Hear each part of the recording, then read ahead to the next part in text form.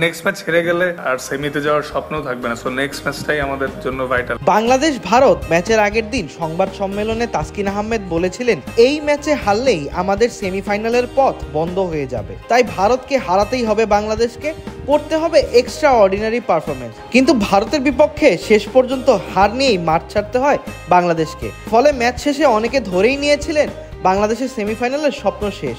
এমনকি ম্যাচ পরবর্তী সংবাদ সম্মেলনে সাকিব আল হাসান এক প্রশ্নের জবাবে বলেছিলেন, না, আমি মনে করি না আমাদের আর সেমিফাইনালে যাওয়ার সুযোগ আছে। রবিবার সকাল হতে না হতেই আবার বদলে গিয়েছে বাংলাদেশের সেমিফাইনাল খেলার সমীকরণ। আসলেই তৈরি হয়েছে শান্ত বাহিনীর সেমিফাইনালে খেলার পথ, যার কৃতিত্ব পুরো বাংলাদেশ দেবে আফগানিস্তানকে।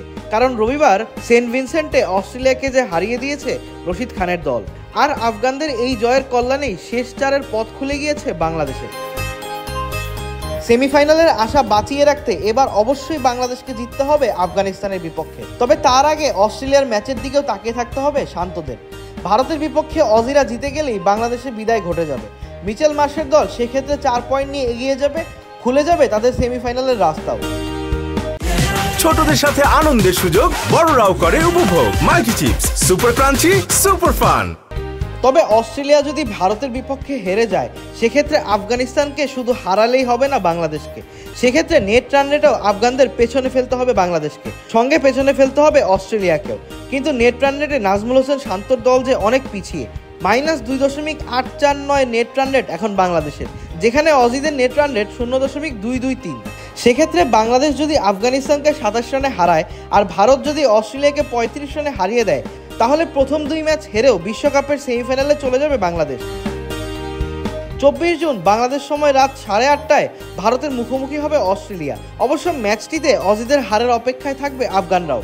অস্ট্রেলিয়া ও আফগানিস্তান দুই দলেরই এখন 2 ম্যাচে রয়েছে 2 পয়েন্ট।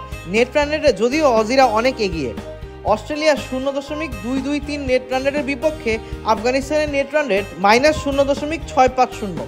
তাই নেট রান রেটে এগিয়ে যেতে আফগানিস্তানকে বিশাল ব্যবধানে জয়ের পাশাপাশি অজিদের ছোট জয়ের কামনাও করতে হবে।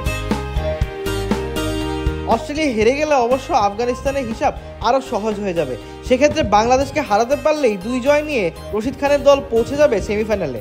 ভারতকে যদি অস্ট্রেলিয়া 1 রানে হারায়, তাহলে বাংলাদেশের বিপক্ষে 36 রানে জয় পেলেই আফগানরা পৌঁছে যাবে সেমিফাইনালে। আবিদ মোহাম্মদ, ক্রিক ফ্রেন্জি।